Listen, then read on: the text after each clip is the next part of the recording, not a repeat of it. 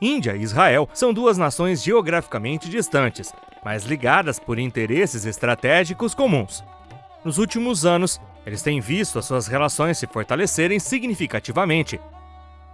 Há muito tempo marcadas por laços diplomáticos discretos aleatórios, as relações entre essas duas potências tomaram um rumo decisivo, talvez marcando o início de uma nova amizade.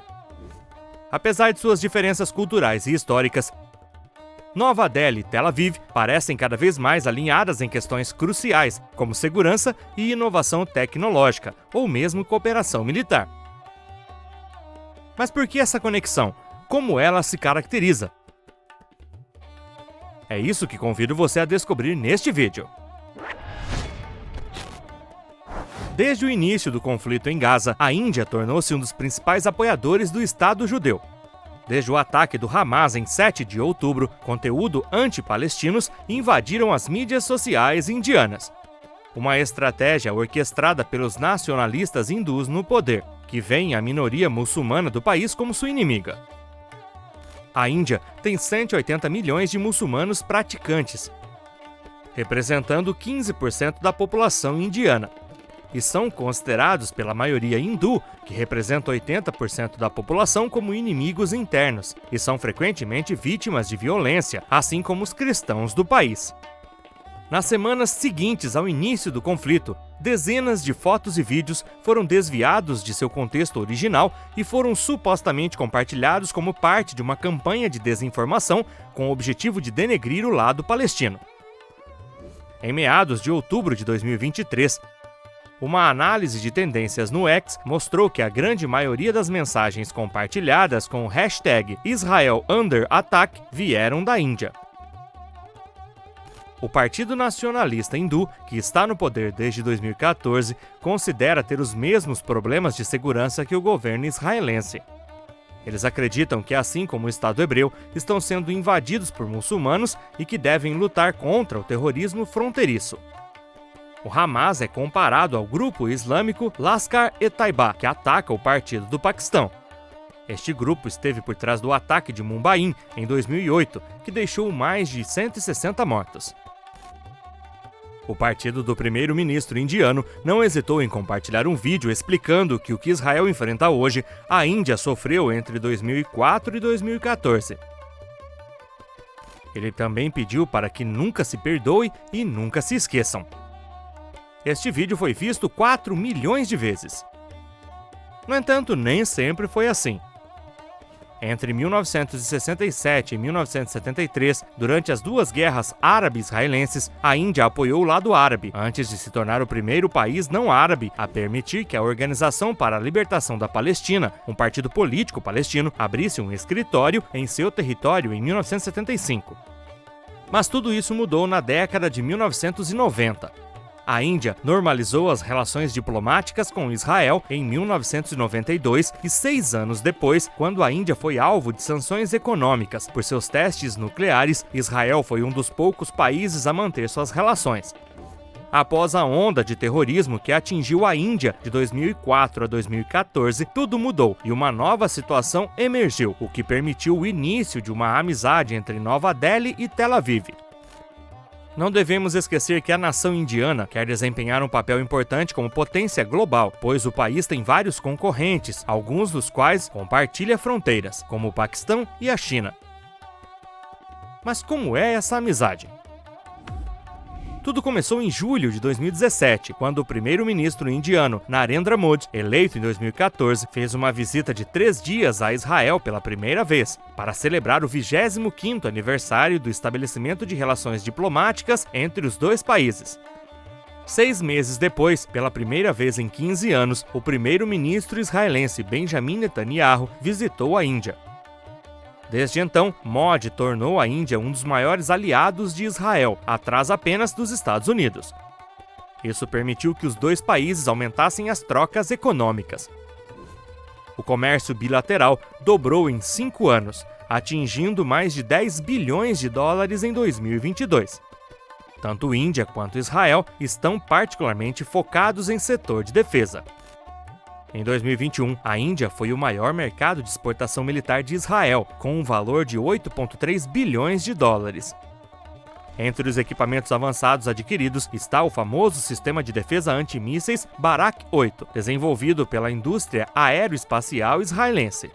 Mais recentemente, em julho de 2024, o exército israelense reconheceu que enfrentava uma escassez de armas, incluindo tanques, projéteis e explosivos de todos os tipos. E a mídia israelense noticiou que um certo tipo de projétil para tanque, projetado para exercícios de treinamento, estava sendo usado em combate. Alguns desses dispositivos foram produzidos na década de 1950 e eram considerados obsoletos. Mas a escassez foi sentida em veículos blindados, também em projéteis para tanques de 120 mm. Israel buscava então fornecedores especialmente para armas básicas descritas como de baixa tecnologia, nas quais a Índia ocupa um lugar de destaque. Para preencher essa lacuna, Israel recorreu à Índia e, mais recentemente, à Sérvia. O Estado judeu tem pouca escolha, já que países como Canadá, Grã-Bretanha e Holanda agora impõem um embargo à venda de armas a Israel. Apenas os Estados Unidos e a Alemanha mantêm seus fornecimentos, mas isso não parece suficiente. Assim, a Índia acelerou suas entregas de equipamento militar ao Estado judeu desde o início da guerra. Isso inclui foguetes, explosivos e diversas munições, bem como drones fabricados em seu território sob licença israelense. Além disso, em fevereiro de 2024, drones israelenses matadores de fabricação indiana foram implantados em Gaza. A Índia entregou cerca de 20 drones Hermes 900 a Israel. Este drone se tornou referência de média altitude e longa duração. É capaz de permanecer em voo por mais de 30 horas e é geralmente usado em diversas operações militares, incluindo missões de reconhecimento e bombardeios aéreos. Mas o comércio não se limitou à defesa. Em fevereiro de 2024, Israel estava recrutando na Índia para substituir trabalhadores palestinos privados de permissão de trabalho. Dezenas de milhares de trabalhadores indianos voaram para o Estado israelense. O objetivo era substituir rapidamente a força de trabalho palestina, há muito empregada na construção civil. Mas o setor da construção civil não é o único em demanda. Há também o de cuidados pessoais, especialmente em casas de repouso, já que muitos enfermeiros tailandeses que vieram trabalhar em Israel estão retornando para casa. Vários deles foram feitos reféns antes de serem libertados em 2024. Durante o ataque do Hamas, 39 trabalhadores migrantes tailandeses perderam a vida e outros 32 foram feitos refém, de acordo com dados oficiais tailandeses citados pela Reuters. Isso explica porque 7 mil dos 30 mil trabalhadores tailandeses deixaram o país. Os nepaleses estão fazendo o mesmo. E a privação de permissão de trabalho afeta não apenas os palestinos em Gaza, mas também os da Cisjordânia, deixando um vazio na economia israelense. Aproximadamente 80 mil deles trabalhavam para Israel, representando 1/3 da força de trabalho da construção civil. Em fevereiro de 2024, trabalhadores indianos aguardavam para entregar seus formulários de registro durante uma campanha de recrutamento no Instituto de Treinamento Industrial em Lucknow, capital do estado indiano de Uttar Pradesh. Eles já estavam presentes em Israel antes, mas o Estado judeu precisou de mais de 20 mil trabalhadores imigrantes em todo o ano de 2021, de acordo com o Centro Israelense pela Migração Internacional e Absorção. Sem eles, a construção estaria praticamente paralisada. Para os trabalhadores indianos, esta é uma oportunidade de obter melhores salários em um momento em que há um aumento no emprego precário devido à Covid e à desmonetização de certas notas para combater a falsificação e a fraude. Os riscos associados à guerra são, portanto, secundários.